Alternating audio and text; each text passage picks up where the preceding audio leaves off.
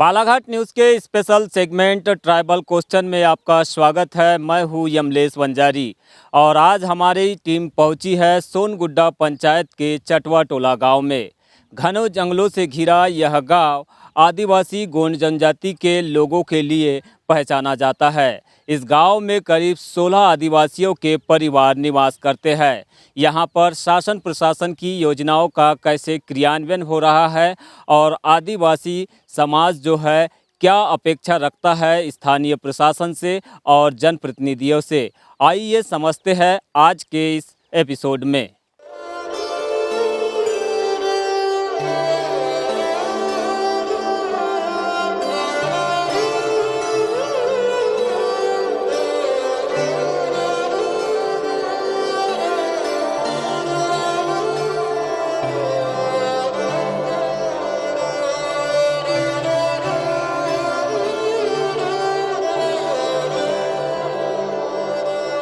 आदिवासियों के उत्थान के लिए चल रही सरकारी योजनाएं कागजों में सरपट दौड़ रही है।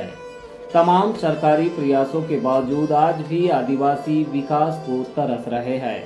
नक्सल प्रभावित सोनगुड्डा पंचायत के चटवा टोला और मझधार में आदिवासी ग्रामीण शिक्षा, स्वास्थ्य, रोजगार, सड़क, बिजली और पानी जैसी मूलभूत जरूरतों के लिए तरस रहे हैं।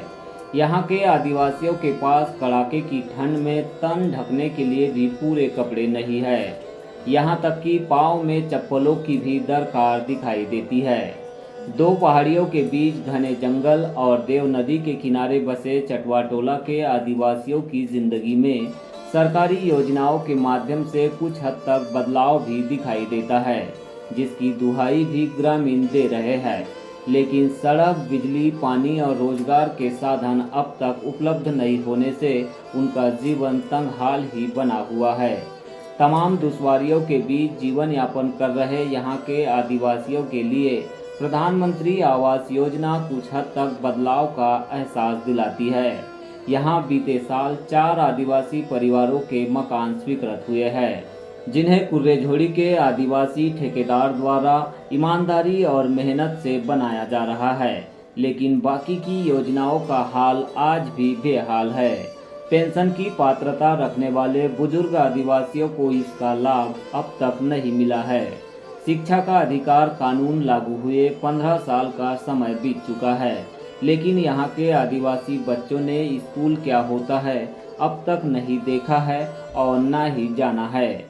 16 परिवार के आदिवासी घरों में एक भी बच्चा आंगनवाड़ी और प्राथमिक शिक्षा केंद्र तक नहीं पहुंच पाया, जो कि शासन प्रशासन के लिए शर्मनाक पहलू है। लिहाजा ग्रामीणों ने यहां पर आंगनवाड़ी केंद्र बनाए जाने की मांग की है। 8 साल पहले मझधार से चटवा टोला के मध्य आरएस द्वारा ग्रेवल सड़क भी बनाई गई, लेकिन पुल पुलियाओं का निर्माण नहीं हुआ, जिससे यहाँ पहुँच पाना किसी के लिए भी आसान नहीं है। बिजली और स्वास्थ्य सुविधाओं का तो और भी बुरा हाल है। अब तक इस गांव में ना तो बिजली पहुँच पाई है और ना ही उपचार के लिए यहाँ के लोग समय पर स्वास्थ्य केंद्र पहुँच पाते हैं, जिसका खामियाजा कभी कभार आदिवासियों को मौत के मुहाने पर खड़ा कर देता है। यहाँ के आदिवासियों से सरकारी योजनाओं और सुविधाओं के बारे में हमने विस्तार से चर्चा की। आइए सुनते हैं उन्होंने बालाघाट न्यूज़ से किस तरह अपनी परेशानियों को साझा किया है। चाहे केंद्र सरकार हो या फिर राज्य सरकार, आदिवासियों के लिए विभिन्न योजनाओं के माध्यम से करोड़ों का बजट हर साल आवंटित करती है। इन योजनाओं और नीतियों के माध्यम से आदिवासियों के विकास के दावे किए जाते हैं, लेकिन वाकई में यह जो नीतियां है और योजनाएं हैं, इनका क्रियान्वयन हो भी रहा है या नहीं, यही जानने के लिए हम चटवा टोला में इस वक्त मौजूद है। चटवा टोला में आदिवासी परिवार के सदस्य हमारे बीच मौजूद है। इनसे हम समझते हैं और जानते हैं कि क्या कुछ इनके गांव में बदलाव आया है सरकारी योजनाओं के माध्यम से। क्या नाम है आपका? राजू ही के। राजू, ये बताएंगे यहाँ पे शासन प्रशासन की जो योजनाएं है, इसका कितना विकास हुआ है, क्या लगता है आपको? यहाँ 5 साल पहले तो बहुत यानी कि पिछड़े थे। अभी कुछ यानी कि 5 साल के बाद अभी चल रहा है तो कुछ यानी कि हल्का हल्का बदलाव आ रहा है। किस तरह का बदलाव देखने मिल रहा है? यहाँ यानी कि लोगों से उठना बैठना करते हैं हम लोग यहाँ वाले, और हमारे तक यानी कि पंचायत वाले आते जाते रहते हैं, नहीं तो 5 साल पहले यहाँ विकास नहीं होता था। अच्छा, यहाँ पे अगर प्रमुख समस्याओं की बात करें तो क्या क्या समस्या है? यहाँ पानी की समस्या है, पहले तो एक तो हैंडपंप है, कभी बंद हो जाती है तो ये नाला में जाना पड़ता है, और रोड, बिजली, ये 3 चीज़ की आवश्यकता है। तो चटवा टोला में सड़क, बिजली, पानी प्रमुख समस्या है। ये मूलभूत सुविधाओं के तहत अंतर्गत आती है, लेकिन इस समस्या का निदान नहीं हुआ है। ऐसे में आज भी यहाँ के आदिवासियों को इन समस्याओं से निजात पाने का इंतज़ार है। और भी कुछ लोग हैं। क्या नाम है आपका? यहाँ पे बच्चों की शिक्षा कैसी है? मान सिंह है जी। मान सिंह, ये बताएंगे, बच्चे स्कूल जाते हैं यहाँ पर? नहीं जी, दूर होता है, क्यों नहीं जा पाते? नहीं जाते है, जंगल पड़ता है, फिर दूर पड़ता है ना। यहाँ के बच्चों ने कभी स्कूल देखा भी है या नहीं? जाते गए नहीं। कहाँ जाएगा? अच्छा, आपने पढ़ाई किए थे? नहीं जी, वैसे है, तो फिर बच्चों को पढ़ाओगे नहीं तो ये कैसे आगे बढ़ेंगे, क्या सीखेंगे? नहीं सीखता, सही बात है। तो क्या काम करते हैं यहाँ के बच्चे अभी? घर में खेलता है। तो मान सिंह का कहना है कि यहाँ के बच्चों ने अभी तक स्कूल क्या होता है वो देखा ही नहीं है। हम युवाओं से बात करेंगे। क्या नाम आपका? किशोर। किशोर, ये बताएंगे, आपने स्कूल देखा है, कभी गए हैं स्कूल?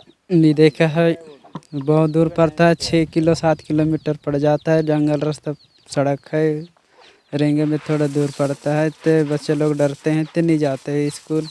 अच्छा, जाहिर सी बात है कि आप भी स्कूल नहीं पढ़े हैं। मैं तो भी नहीं आपको पढ़े नाम हैं। वगैरह लिखना नहीं आता, तो फिर अगर कहीं सरकारी दस्तावेज में लिखना हो नाम वगैरह तो कैसे करते हो, क्या करते हो? अंगूठा दबाते हैं। अंगूठा दबाते हो? हाँ। तो क्या लगता है आपके गांव में ये सुविधाएं होना चाहिए क्या नहीं? स्कूल वगैरह बच्चे पढ़ना चाहिए क्या नहीं? सुविधा जरूर होना है, आंगनबाड़ी स्कूल होना चाहिए थे, और पानी के समस्या पड़ते हैं, और फिर सड़क भी थोड़ा, गाड़ी मोटर खराब है, आ नहीं सकती हैं से।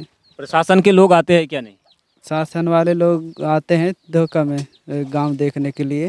गाँव देखने के लिए आते हैं। तो यहाँ मकान बन रहे हैं अभी प्रधानमंत्री आवास योजना के? वो बन रही से चालू है।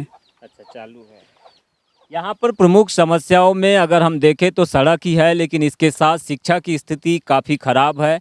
यहाँ के बच्चों के लिए आंगनवाड़ी केंद्र नहीं है। 6 किलोमीटर दूरी पर सुकुलपाट में स्कूल होने के कारण यहाँ के बच्चे शिक्षा ग्रहण कर नहीं पा रहे हैं। ये प्रमुख समस्या है। जाहिर सी बात है कि जब शिक्षा ग्रहण नहीं कर पा रहे हैं बच्चे, तो आगे वे कैसे अपने विकास को तय करेंगे। क्या नाम आपका? चैन सिंह। चैन सिंह, ये बताएंगे, आपके कितने बच्चे हैं आपके घर में? हमारा कहाँ 3 बच्चे हैं। अच्छा। हाँ, और आपके पिताजी है? हमारा पिताजी पेंशन मिलती है उनको? मिलता है, नहीं मिले है। नहीं मिलता? हाँ, घर में रहता है। क्या उम्र है? वो लखवा मार दिया है सर जी। पर पेंशन नहीं मिलती? हाँ, नहीं मिलता है। राशन कार्ड है? हाँ, उसका राशन कार्ड भी नहीं है। हमारा है। हमारा है। आपका है? हाँ, आपका है।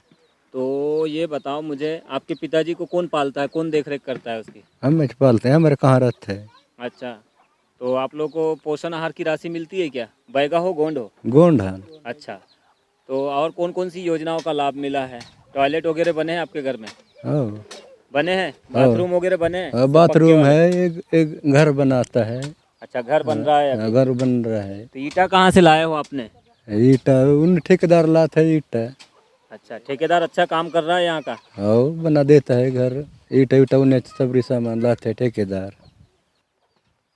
तो चटवा टोला की प्रमुख समस्या यही है कि यहाँ पर पहुँचने के लिए सही मार्ग नहीं है। मार्ग की स्थिति काफ़ी खस्ता हाल है और पहाड़ियों से घिरा होने के कारण प्रशासन के द्वारा इस टोले में जो विकास किया जाना था वो नहीं किया गया है। हालांकि यहाँ पे प्रधानमंत्री आवास योजना के कुछ मकान हमें बनते हुए दिखाई दे रहे हैं। इसी को लेकर यहाँ के लोग बता रहे हैं कि वर्तमान में उनके गांव में लगभग 4 ऐसे परिवार हैं जिनके मकान बन रहे हैं, जिसके लिए वे ठेका दे चुके हैं और ठेकेदार के माध्यम से ये काम हो रहा है। किसी प्रकार की यहाँ पर प्रधानमंत्री आवास में गड़बड़ी नहीं समझ में आ रही है। रोजगार की बात करें तो यहाँ के आदिवासी वनों पर आधारित रोजगार पाते हैं। अगर वनों में कहीं कटाई होती है तो उसके माध्यम से काम करते हैं और कुछ रोजी कमा लेते हैं। इसके अलावा वनों से निकलने वाली छेंद की जो झाड़ू बनती है वो बनाकर उसको बिठली और सोनगुड्डा जैसे बाज़ारों में बेचने का ये काम करते हैं। साथ में यह मधुमक्खियों के छत्तों से शहद निकाल कर भी अपनी रोजी रोटी चलाते हैं।